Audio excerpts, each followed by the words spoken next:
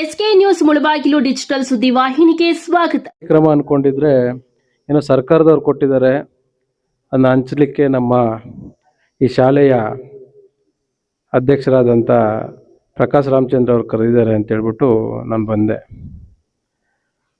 ಬಂದಮೇಲೆ ಇಲ್ಲಿ ಅರಿವಾಯಿತು, ಈ ಶಾಲೆಯ ಏನು ಶಿಕ್ಷಕ ವೃಂದ ಇದೆ ತಮ್ಮ ಸ್ವಂತ ಹಣದಲ್ಲಿ ಈ ಶಾಲೆಯ ಏನು ದಾಖಲಾತಿ ಹೆಚ್ಚಿಸಲಿಕ್ಕೆ ಅವರು ಸ್ವಂತ ಹಣದಿಂದ ಎಲ್ಲ ಮಕ್ಕಳಿಗೆ ಉಚಿತವಾಗಿ ಸೈಕಲ್ನ ಕೊಡುವಂಥ ಕಾರ್ಯಕ್ರಮ ಹಮ್ಮಿಕೊಂಡಿದ್ದಾರೆ ಅಂತೇಳಿ. ಇದಕ್ಕೂ ಮುಂಚೆ ನಮ್ಮ ಸಮಾಜ ಸೇವಕರು, ಈ ಭಾಗದ ನಾಯಕರು ಆದಂಥ ಪ್ರಭಾಕ್ ಅವರು ಶಾಲೆಗೆ ಸೈಕಲ್ಗಳನ್ನ ಕೊಟ್ಟಿದ್ದಾರೆ, ಹಳೆ ವಿದ್ಯಾರ್ಥಿಗಳು ಇದ್ದಾರೆ. ಅದೇ ರೀತಿ ನಮ್ಮ ಈ ಕಾರ್ಯಕ್ರಮಕ್ಕೆ ಪಬ್ಲಿಕ್ ಪ್ರಾಸಿಕ್ಯೂಟರ್ ಆದಂಥ ಮಂಜುನಾಥ್ ಸರ್ ಅವರು ಬಂದಿದ್ದಾರೆ.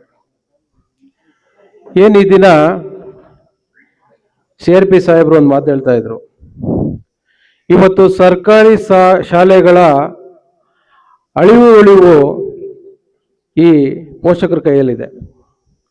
ಏನು ಗಡಿ ಭಾಗದಲ್ಲಿರ್ತಕ್ಕಂಥ ಈ ಶಾಲೆ ಏನು 8ನೇ ತರಗತಿ, 9ನೇ ತರಗತಿ, 10ನೇ ತರಗತಿ, ಅದು ಗಡಿ ಭಾಗದಲ್ಲಿದ್ದು ಅನುದಾನ ರಹಿತ, ಏನು ಅಲ್ಲಿರ್ತಕ್ಕಂಥ ಏನು ಶಾಲೆ ಶಿಕ್ಷಕರಿಗೆ ಬರ್ತಕ್ಕಂಥ ಸಂಬಳ ಬಿಟ್ಟರೆ ಬೇರೆ ಏನು ಇದಕ್ಕೆ ಅನುದಾನ ಇರಲ್ಲ. ಆದ್ರೂ ಈ ಶಾಲೆ ಇಷ್ಟು ಅಚ್ಚುಕಟ್ಟಾಗಿ ಉಚಿತವಾಗಿ ವಿದ್ಯೆನ ಕೊಡುವಂಥ ಕಾರ್ಯಕ್ರಮ ಮಾಡ್ತಾ ಇದೆ ಈ ಶಾಲೆ. ಅದರಲ್ಲೂ ಹಿರಿಯರಾದಂಥ ರಾಜಣ್ಣವರು, ಹಾಗೆ ಸಾಕಷ್ಟು ಮಹಿಳೆಯರು ಈ ಶಾಲೆಗೆ ದುಡಿತಾ ಇದ್ದಾರೆ. ನನ್ನ ಏನೊಂದು ಕಿವಿ ಮಾತಂದ್ರೆ, ಸರ್ಕಾರಿ ಶಾಲೆಗಳು ಉಳಿಬೇಕು.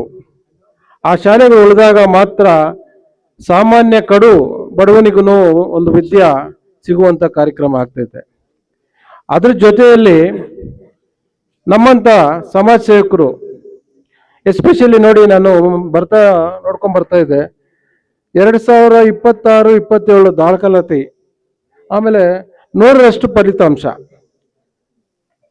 ಅಂದರೆ ಸರ್ಕಾರಿ ಶಾಲೆಗಳಲ್ಲಿ ಓದಿರ್ತಕ್ಕಂಥ ಮಕ್ಕಳು ಪ್ರತಿಯೊಬ್ಬರಿಗೂ ಒಳ್ಳೆ ರೀತಿಯ ವಿದ್ಯಾಭ್ಯಾಸ ಸಿಗುತ್ತೆ.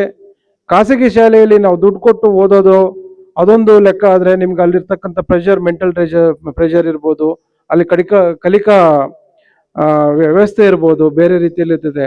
ಇಲ್ಲಿ ಶಿಕ್ಷಕರು ತುಂಬ ನುರಿತರಾಗಿರ್ತಾರೆ. 100ಕ್ಕೆ 100ರಷ್ಟು ಫಲಿತಾಂಶ ಬಂದಿದೆ ಅಂದರೆ ಅದನ್ನು ಮೆಚ್ಚುವಂಥ ಕೆಲಸನೇ. ಹಾಗಾಗಿ ಎಲ್ಲರಿಗೂ ಹೇಳೋದು, ಸರ್ಕಾರಿ ಶಾಲೆಗಳನ್ನ ಉಳಿಸ್ಬೇಕು. ಅದೇ ರೀತಿ ನಮ್ಮಂಥ ಸಮಾಜ ಸೇವಕರು ಯಾರ್ಯಾರಿದ್ದೀವಿ, ಈ ಸರ್ಕಾರಿ ಶಾಲೆಗಳನ್ನ ಯಾರಾದರೂ ಈಗೇನೋ ಬರ್ತ್ಡೇಗಳಿಗೆ ಸೆಲೆಬ್ರೇಷನ್ ಮಾಡ್ಕೊಳ್ತೀವಿ, ಇಲ್ಲ ವೈಯಕ್ತಿಕವಾಗಿ ದಾನ ಧರ್ಮಗಳು ಮಾಡೋಕ್ಕೆ ಸ್ಟಾರ್ಟ್ ಮಾಡ್ತೀವಿ. ಇವೆಲ್ಲದೂ ಮಾಡೋಕ್ಕಿಂತ ಹೆಚ್ಚಾಗಿ ಒಬ್ಬೊಬ್ಬ ಸಮಾಜ ಸೇವಕನು ಒಂದೊಂದು ಶಾಲೆನ ದತ್ತಕ್ಕೆ ತಗೊಂಡ್ರೆ ಎಷ್ಟೋ ಒಳ್ಳೇದಾಗೋಗುತ್ತೆ. ಅಟ್ಲೀಸ್ಟು ಈ ತಾಲೂಕಿಗೆ ನಮ್ಮದೇ ಆದ ಕೊಡುಗೆ ಕೊಡ್ದಂಗೆ ಇರುತ್ತೆ. ನಂದು ಮುಂದಿನ ಇನ್ನೊಂದು 2-3 ತಿಂಗಳಲ್ಲಿ ನಂದು ಬರ್ತ್ಡೇ ಬರೋದಿದೆ. ನಾನು ಯೋಚನೆ ಮಾಡ್ತಾ ಇದ್ದೆ ಏನು ಮಾಡಬೇಕು ಅಂತ. ನನಗೆ ಅನಿಸ್ತಾ ಇದೆ, ಈಗ ಅಟ್ಲೀಸ್ಟು ಒಂದು ಯಾವುದಾದ್ರೂ ಒಂದು ಮೂಲೆಯಲ್ಲಿರ್ತಕ್ಕಂಥದ್ದು, ಏನು ವ್ಯವಸ್ಥೆ ಸರಿಯಾಗಿ ಇಲ್ದಿರ್ತಕ್ಕಂಥದ್ದು ಒಂದು ಶಾಲೆನ, ಆಯಿತು ನಿಮ್ಮ ಆಸೆನೇ ಪೂರೈಕೆ ಆಗಲಿ, ಯಾವುದೋ ಒಂದು ಶಾಲೆನ ದತ್ತಕ್ಕೆ ತಗೋಬೇಕಂತ ನಿರ್ಧಾರ ಮಾಡಿದ್ದೀನಿ. ಯಾವ ರೀತಿ ಇರುತ್ತೆ ಆ ಶಾಲೆ ಅಂದರೆ, ಇಡೀ ತಾಲೂಕಿನಲ್ಲೇನೆ ಯಾವ ಶಾಲೆನೂ ಇರೋದಿಲ್ಲ, ಯಾವ ಖಾಸಗಿ ಶಾಲೆ ಇರೋದಿಲ್ಲ, ಆ ಮಟ್ಟದಲ್ಲಿ ಅಭಿವೃದ್ಧಿ ಪಡಿಸ್ತೇನೆ. ಮುಂದಿನ ದಿನಗಳಲ್ಲಿ ಈ ಶಾಲೆ ನೋಡಿ ನಾವು ಈ ಶಾಲೆಯಲ್ಲಿ ದಾಖಲಾತಿ ಆಗಲೇಬೇಕು ಅನ್ನೋ ಮಟ್ಟದಲ್ಲಿ ಆ ಶಾಲೆನ ಅಭಿವೃದ್ಧಿ ಮಾಡ್ತೇನೆ. ಆವಾಗ ಸಮಾಜ ಸೇವಕರಿಗೂ ಒಂದು ಮಾರ್ಗದರ್ಶನ ಆಗಬೇಕು. ಮಾಡ್ತಾ ಇದ್ದೀವಿ, ಸಮಾಜ ಸೇವೆ ಮಾಡ್ತಾನೆ ಇದ್ರೆ ಅದಕ್ಕೆ ಅದೇನೋ ಗಾಳಿಯಲ್ಲಿ ಎಲ್ಲ ನೀರಿನಲ್ಲಿ ಹೋಮ ಥರ ಇರಬಾರ್ದು.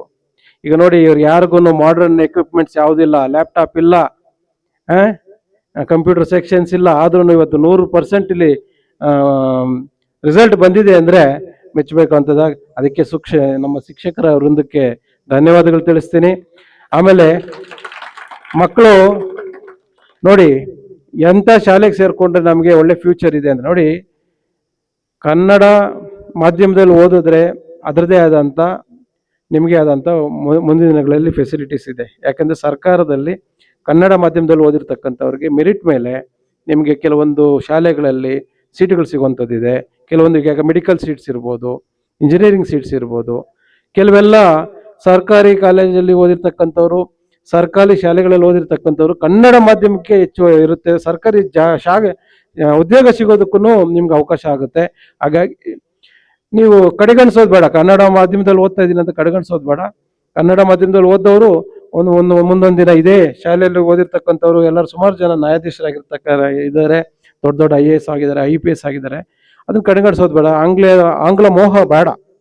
ಇರಲಿ, ನಮಗೆ ಏನು ಇಂಟ್ರೆಸ್ಟ್ ಇದೆ ಅದು ಮಾಡೋಣ, ಬರುತ್ತೆ. Second PUC, second PUC, first PUC ಹೋದಾಗ ಅಲ್ಲಿ ಬರ್ಬೋದು, ಒಂದು ಸಬ್ಜೆಕ್ಟ್ ಬಂದೇ ಬರುತ್ತೆ ಇಂಗ್ಲೀಷ್ ಅನ್ನೋದು. ಈಗಲೂ ಶುರು ಮಾಡಿದ್ದಾರೆ. ನಂಗೆ ತಿಳಿದ ಮಟ್ಟಿಗೆ 8ನೇ ಕ್ಲಾಸಿಂದನೂ ಇಂಗ್ಲೀಷ್ ಇದ್ದೇ ಇರುತ್ತೆ, ಇಂಗ್ಲೀಷ್ ಕಲಿಕೆ ಇದ್ದೇ ಇರುತ್ತೆ. ಜೊತೆಗೆ ಕನ್ನಡ ಮಾಧ್ಯಮ ಅಂದಾಗ ನಿಮ್ಗೆ ಎಲ್ಲೋ ಒಂದು ಜಾಗದಲ್ಲಿ ಮೆರಿಟ್ ಮೇಲೆ ಸೀಟ್ ಸಿಗುವಂಥದ್ದು ಇದೊಂದು ಪ್ಲಸ್ ಪಾಯಿಂಟ್ ಇರುತ್ತೆ. ಅದನ್ನು ಯೋಚನೆ ಮಾಡಿ ಆದಷ್ಟು ಕನ್ನಡನ ಉಳಿಸಿ, ಕನ್ನಡನ ಬೆಳೆಸಿ.